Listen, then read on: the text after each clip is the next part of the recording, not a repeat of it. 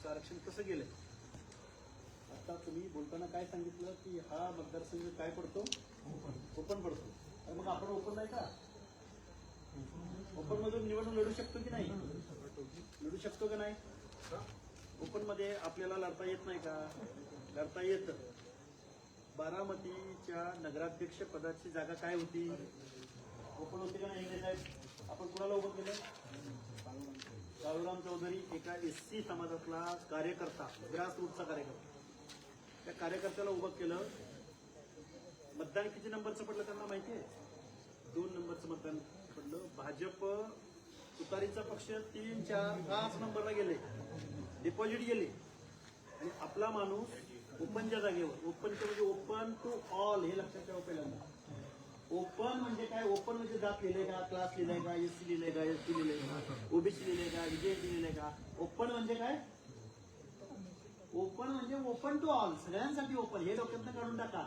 ओपनला काही रिझर्वेशन असतं का ओपनचं? ओपन म्हणजे सगळे, एससी, एसटी, ओबीसी, दलित, मायनॉरिटी, विजयसी, सगळ्यांचं म्हणजे ओपन. ओपनची जागा असेल आणि तुम्हाला डावललं जात असेल, एक झडपी गण असतो, 2 पंचायती असतात. एक झडपी मेंबर दुसरीला गेला तर खालच्या पंचायत समित्या त्या कम्युनिटीच्या प्रमाणात त्यांना मिळाली पाहिजे. ओबीसीला मिळाली पाहिजे, एससीला मिळाली पाहिजे, एसटीला मिळाली पाहिजे. माझी तुम्हाला हात जोडून विनंती, मी कुठल्या पक्षाचा प्रमुख नाही, आमदार नाही, खासदार नाही, अजिबात काय नाही.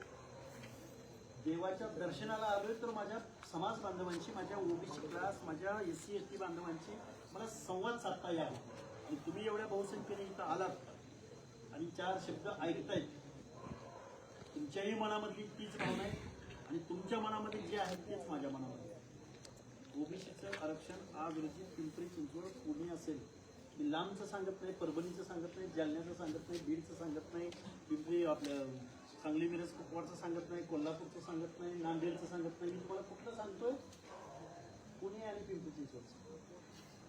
पुण्यामध्ये 41 जागा ओबीसीला राखल्या, त्यातल्या 32 जागा त्या फक्त नव्यानं झालेल्या मराठा कुणबींना दिल्या गेल्या सगळ्या पक्षांनी. फक्त 11 ते 12 जागा मूळ ओबीसीला. टीव्ही खूप तालेवार, खूप पूर्वीच्या काळापासून लढत आलेला, त्यांना डावलताच येत नाही, अशानं दिले. म्हणजे तुमच्या जागा गेल्या किती? 41 पैकी 32 जागा तुमच्या गेल्यात. आम्ही गेल्या 1.5-2 वर्षापासून, माननीय भुजबळ साहेब असेल, आम्ही असो किंवा अजून कोण असो, आम्ही रात्रंदिवस ओरडून सांगतोय, बाबांनो ओबीसीचं आरक्षण संपलंय, ओबीसीचं आरक्षण संपलंय, ओबीसीचं आरक्षण संपलंय. आम्हाला विचारतात संपलंय म्हणजे कसं संपलंय सर? ते काय जागा पडल्या, आपण त्या जागा तुम्हाला कुठे आहेत? म्हणून माझी तुम्हाला हात जोडून विनंती आहे, आजचं वातावरण जसं गरम आहे, अचानक थंडीच्या कालावधीमध्ये घाम येते. कारण एका बाजूला निवडणूक आयोगानं जिल्हा परिषद पंचायत समित्यांची घोषणा केली आणि दुसऱ्या बाजूला वातावरणात सुद्धा बदल आहे, म्हणजे गरम झालंय वातावरण. माझी तुम्हाला हात जोडून एकच विनंती, तुम्ही जी बोलला ना राऊत साहेब, तेच आम्हाला कुठं बोलले? मागच्या 3-4 गावामधली लोक बोलले. त्याच्यापेक्षा वेगळं काय बोलले का बाबू?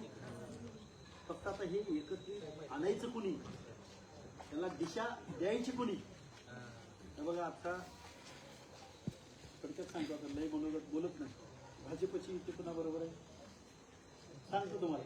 भाजपची युती अजितदादा, अजितदादाची युती शरद पवार, शरद पवारांची युती उद्धव ठाकरेंबरोबर, उद्धव ठाकरेंची युती राज ठाकरेंबरोबर, परत शरद पवारांची युती काँग्रेस बरोबर आहे, काँग्रेसची युती वंचित बरोबर आहे. विरोधात कोण राहिलं? परत शेकापची पण युती आहे याच्यात. शेकाप कुठं राष्ट्रवादी बरोबर आहे, कुठं शिवसेने बरोबर आहे, भाजपची एमआयएम बरोबर आहे. आणि विरोधात कोण? बरोबर आहे का? ठाकरे बंधूंना वाटतं की मुंबईसारखी महानगरपालिका आपल्या हातातून गेली तर आपलं राजकारण संपलं. भाजपला वाटतंय की 74,000 कोटीची बजेट वर्षाचं असणारी मुंबई महानगरपालिका ही आपल्याच हातात पाहिजे. अजितदादाला वाटतंय की पिंपरी चिंचवड माझ्या हातात आहे. भाजपला वाटतंय की कोण कुणा काय, कुठला ओबीसी, कुठला बुलुतान, कुठला आलुतान, कुठला भटकान, कुणाला काहीही घेणं नाही.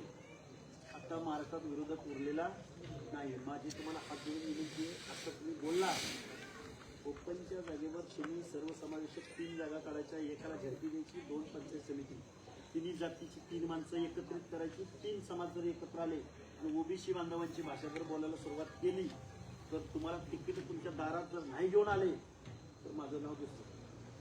हे झालं तुम्ही वेगवेगळ्या पक्षात काम करताय म्हणून. जर पक्षाच्या विरोधात नाही दिलं तर पक्षाच्या विरोधात बंड बी केलं पाहिजे आणि मतं द्यायला त्या माणसांना सांगितलं. नंतर आम्ही ओरडतोय, आम्ही मार खातोय, आम्ही दगड मारून घेतोय, आम्ही ओबीसी नवे पर्व, ओबीसी सर्व निवडणुका आल्या, आधे इधर आधे उधर आधे उधर झालं गेलं. जो तो ज्याच्या त्या पक्षाचा झेंडा घेऊन पळतोय. आपण कोणासाठी पळतोय? ही जागा होती, ही जागा कोणी घेतली? आरक्षण म्हणजे प्रतिनिधित्व आहे. आरक्षण म्हणजे जागा लाटा मोठं व्हा ह्याच्यासाठी नाही. गावभरातला शोषित वंचित पीडित. आता इथं आम्हाला कोण भेटला तिथं कार्यकर्ता भेटला, नागपूरची डोरी बसला. मागच्या मंदिरामध्ये एका कार्यकर्ता भेटला, घरची समाज होता. कुठल्या कुठल्या मंदिरात? खालच्या. म्हणजे काय त्या लोकांचं काय? तुमचं आमचं बरोबर आहे, गावाच्या गावात राहील तुमच्या आमचं कुठं तरी एक 10-12 गावं धनगराचे असते, 10-12 गावं माळ्याचे असते, 10-12 गावं अजून लिंगायचे असते, अजून कुठं 10-12 गावं बंजाऱ्याचे असते, कुठं तांड्यानं राखतो बंजारा. तिकडच्या भागामध्ये गेलो मी. आता तुम्हाला खरं सांगतो की तो उभा आहे. माझं फेसबुक अकाउंट जर तुम्ही फॉलो करत असाल, मी परवा दिवशी कुठं होतो बघा, त्याच्या आदल्या दिवशी कुठं होतो बघा. मी करीमनगर जिल्ह्यात आहे. मागचे 4 दिवस जर सांगायचे म्हटलं तरी सांगतो. जालना जिल्ह्यात आहे. परवा दिवशी रात्री मी जालना जिल्ह्यात होतो, परत बीड जिल्ह्यामध्ये होतो, काल सोलापूर जिल्ह्यात होतो, आज तुमच्या पुणे जिल्ह्यातल्या पुरंदर भागामध्ये आलं. काय झालंय? तुम्ही आहे थोडंसं पठारावर वरती. तिकडच्या रस्त्यानं गेलं तरी पुरंदर लागत नाही, तिकडच्या रस्त्यानं गेलं तरी लागत नाही. मग म्हणलं आता आवर्जून आपल्या देवाला पण दर्शनाला जावं आणि आपल्या माणसांशी पण संवाद साधावा, या हेतून आम्ही आमची सामाजिक भूमिका, आमची राजकीय भूमिका ज्या दिवशी घेऊ त्या दिवशी महाराष्ट्राचं राजकारण फक्त ओबीसीच्या नेतृत्वाखाली चालतं. हे मी बोलायचं म्हणून बोलत नाही. नांदेडमध्ये गेला ओबीसीच आहे, जालन्यात गेला ओबीसी आहे, बिडात गेला ओबीसी आहे. पुणे जिल्ह्याचं सांगू तुम्हाला, सातारा जिल्ह्याचं सांगू, भोरला कोण आहे, पुरंदरला कोण आहे, इंदापूरला कोण आहे, शिरूरला कोण आहे, बारामतीला कोण आहे? तुम्ही तिथं येत नाही. बंजाऱ्यानं दंगेराचा मोर्चा काढायचा, बंजाऱ्यानं बंजाऱ्याचा काढायचा, बंजाऱ्यानं बंजाऱ्याचा काढायचा, माळ्यानं माळ्याचं काढायचं. ओबीसी म्हणून तुम्हाला नाही ह्या महाराष्ट्रामधला भुजबळ साहेबांनी खूप प्रयत्न केले. भुजबळ साहेबांनी प्रयत्न केले. मी जबाबदारीने सांगतो, भुजबळ साहेबांची सर्जरी झाली होती, मी भेटायला गेलो होतो. नशिबानं मला पहिल्यांदा भेटायचं संधी मला तिथं भेटली होती हॉस्पिटलमध्ये. त्यावेळी भुजबळ साहेब विचारत होते, बिहारचा निकाल लागला होता, तर आपली माणसं किती निवडून आले? विचारत होते, बापू भुजबळांना विचारत होते. आपली भुजबळ सांगत होते, आपल्या समता परिषदेच्या डॅशवर काम करणारे 10 ते 15 आमदार बिहारच्या विधानसभेत निवडून आले. महाराष्ट्रामध्ये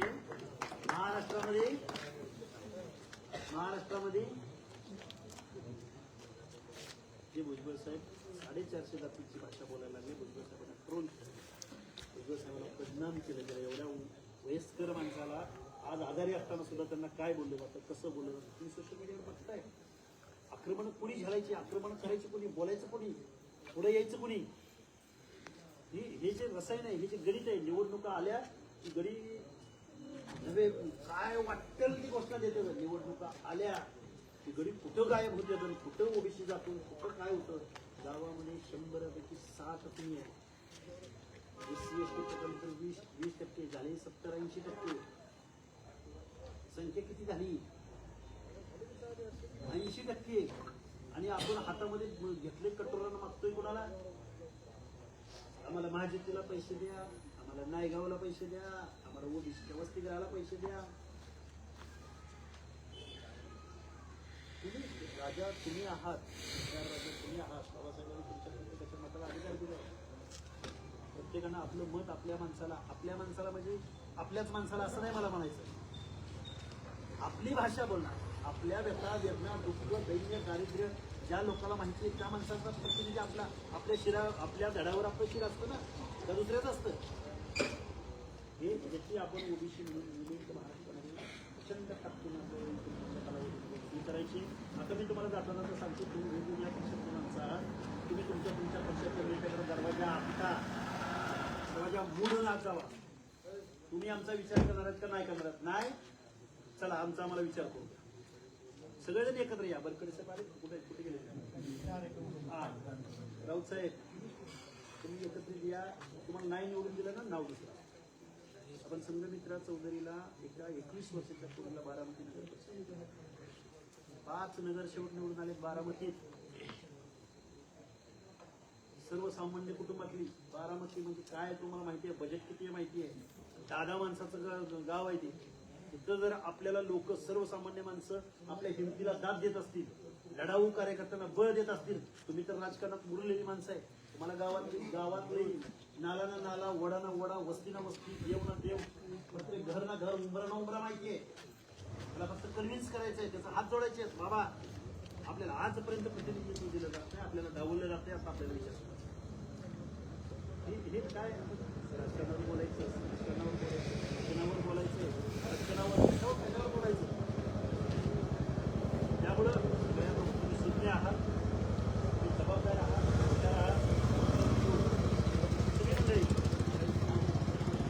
सगळ्यांना माझी विनंती आहे, तुम्ही जर ठरवलं एक व्हायचं, गाव करीत राव करू शकत नाही. त्यामुळे पुरंदर तालुक्यामध्ये परत एकदा जबाबदारीनं वेळ काढून तुमच्या सगळ्या भागामध्ये येऊन जाईल. आज देवाच्या दर्शनाला आलो होतो. आमची गुरुवंडी मंडळी आम्हाला सोप्याला काल परवा भेटली, आमचा तिकडे दौरा होता. तिकडे भेटल्यानंतर बाबा म्हटलं देवाच्या दर्शनाला खूप एकदा महादेव जानकरांबरोबर इथं आलो होतो. खूप दिवस गेले, खूप दिवस वर्ष झाले असतील मला वाटतं. हा त्यामुळं आज योग आला, आम्हाला देवाचं दर्शन आम्हाला मिळालं आणि तुम्ही सगळ्या लोकांनी आमचा आदर सत्कार केला या नगरीमध्ये, देवाच्या नगरीमध्ये. त्याबद्दल मी तुमच्या सगळ्यांचा आभार. आणि आम्ही जरी पक्षाचे पुढारी, राजकारणी, आमदार, खासदार, मंत्री नसलो, तुमची जरी एखादी समस्या असेल, अडचण असेल, मी तुम्हाला इथं काहीतरी आश्वासन द्यायला उभा नाही, तो बोलत नाही. तुमचा मंत्री जे करू शकत नाही ते काम आपण तुमची जर सार्वजनिक तुमच्या दैवतासंदर्भातला, तुमच्या लेकराबाळांच्या भवितव्यासंदर्भातला प्रश्न, तो प्रश्न आम्हाला सांगा. आम्ही मुख्यमंत्र्यांपर्यंत जाऊ. मुख्यमंत्री तर आमदार बायपास काही संबंध नाही. जर आमचे मतं घेऊन जर तुम्ही आमच्या हक्क अधिकाराबद्दल कायद्याच्या सभागृहामध्ये तोंड उचकटत नसाल तर धिक्कार केला पाहिजे. आणि ही धिक्कार करण्याची ताकद तुमच्या आमच्या मनगटामध्ये, तुमच्या आमच्या डोक्यामध्ये कधी येईल ज्यावेळी तुम्ही एकत्र बसाल, एकमेकाशी संवाद साधाल. एक जण कोणतरी बोलतोय, आपण ऐकतोय, घेतोय सोडून, चालला पुढं. भारी बोलला रे, ते न बोलला, आपण त्याला सपोर्ट केला पाहिजे. या सगळ्या गोष्टी बघा, घर प्रपंच सगळ्यात आपण पोटासाठी भागतो, आपण घरासाठी, लेकरांसाठी, आपल्या पोटाच्या पुढं आपल्याला भावनाच नाही. त्यामुळे तालुका आहे, जिल्हा आहे, मान सन्मान आहे, इज्जत आहे. आपण माणूस म्हणून जे या लोकशाहीमध्ये राहतो आहोत, या सगळ्या गोष्टी तुम्ही यावरती विचार कराल. ओबीसीची चळवळ पुढे घेऊन जाल. आम्ही ज्यावेळी तुम्हाला आव्हान करू, अशा पद्धतीनं असं केलं पाहिजे, असं झालं पाहिजे, त्याला तुम्ही सगळेजण प्रतिसाद द्याल. सगळ्या लोकांनी माझं शांत चित्तानं मनोमत ऐकून घेतलं, याबद्दल मी तुमचं परत एकदा आभार मानतो. आणि परत एकदा शांत चित्तानं पुरंदरच्या वेगवेगळ्या गावामध्ये, भागामध्ये बापूराव मेन जबाबदार 1-5-50 इथल्या नेत्यांना, माजी सरपंच, माजी पंचायती मेंबर, माजी झडपी मेंबर, माझी काय तालुका जिल्हा लेवलची कृषी उत्पन्न बाजार समितीवरती काम केलेली, ज्यांना नॉलेज आहे, ज्यांचं ज्ञान आहे, ज्यांना त्यांच्या भागावरती त्यांचा प्रभाव आहे, अशा 5-50 माणसांची यादी बनवू. आणि ते जरी एकत्रित नाही आले तरी आपण त्यांच्या घरी जाऊ, त्यांना नमस्कार चमत्कार करू आणि पुढच्या पिढ्यांच्या दृष्टिकोनातून आपल्या हक्क अधिकाराची लढाई उभी करू, एवढा आशावाद व्यक्त करतो. आणि माझं मनोगत